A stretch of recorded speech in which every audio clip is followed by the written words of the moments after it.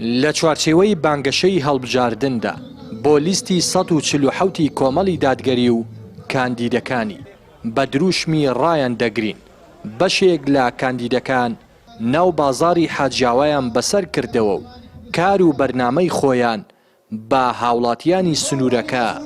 ئاشنا کرد. دیارە ئێمە ئەمڕۆک و کاندیدانی کۆمەڵی دادگەری سەردانی دەڤەری ڕاپەڕینمان کردەوە بە تایبەتتر سەردانی حاجیاوامان کردووە و داوا لەم خەڵکە بەڕێزە دەکەین ئێمە خەڵکی خۆیانین و لەنێو خۆیانەوە هەڵقوڵاوین متمانەمان پێ ببەخشن بە پشتیوانی خۆی گەورە متمانەکەیان ناشکێنین و لە ئاستی مەسئولیەت و بەڵێنەکەیاندا دەبین و چاوەڕێی دەنگی هاوڵاتیانی هەرێمی کوردستانین و بە تایبەتتر دەڤەری ڕاپەڕین. ئێمە دەمانەوێت ئەوە ڕاکرین چیکە ناو نەوت و گاز و داهاتی هەرێمی کوردستان مامەڵی پێوە نەکرێت لەلایەن دوو بنەماڵەوە یاخوا و داهاتانەی لە هەرێمی کوردستان هەنا داهاتی ناوخۆ داهاتی ناوچە سنووریەکان داهاتی نەوت و گاز بۆ خەڵکی بگەڕێتەوە. کۆمەڵ دەیەوێت لە پەرلەمان پارێزگاری لە بەها و دابوو نەریتەکانی کۆمەڵگە بکە و هەروە ڕێگری دەکات لە هەر یاسا و پرۆژە یاسایە کە پێچەوانەی شەریعەتی ئیسلام بێت وەکو چۆن پێشتر یاسای جێندەر مانستۆپ کرد. کۆمەڵ دادگەری کوردستان هەکبێکی پەرشانازی هەیە لە پەروەردە لە کادیری بە پێشکەوتوو لە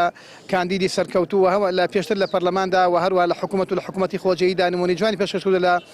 لە بوێری لە دەستپاکی لە ئەمینی لە خاک و خەڵک دۆستی لە جوامێری لەبەرەوە چاوەڕێین هاوڵاتیانی خۆشەویستمان لە حاجا و دەوروبەری لە دەڤەری ڕاپەڕین پشتیوانی کاندیدەکانمان کرد بۆ ئەوەی کە بتوانین لە پەرلەماندا دەستێکی ئەمین بین بۆ ڕوبەڕووبوونەوەی گەندەڵی و ستەمکاری و نەهێڵین چیتر خەڵک مافەکانی پێشێل بکرێ و ڕێگری بکەین لە ستەم و نادادی و بۆ ڕاگررتنی ستەمکاران.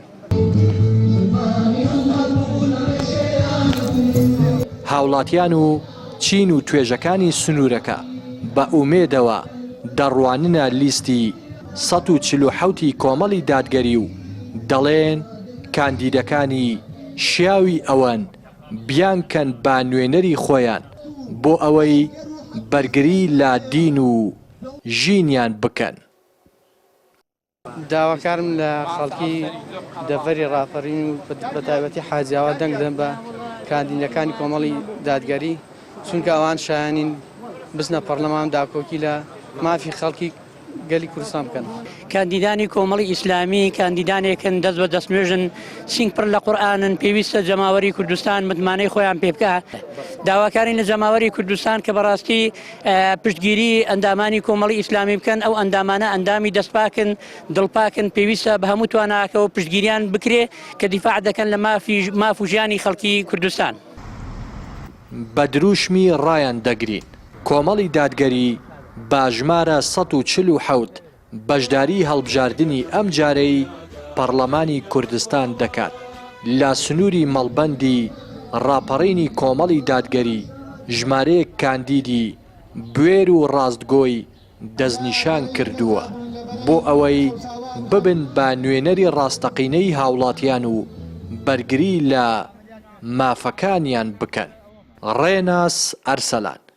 کەناڵی پەیام، حاجیاوە.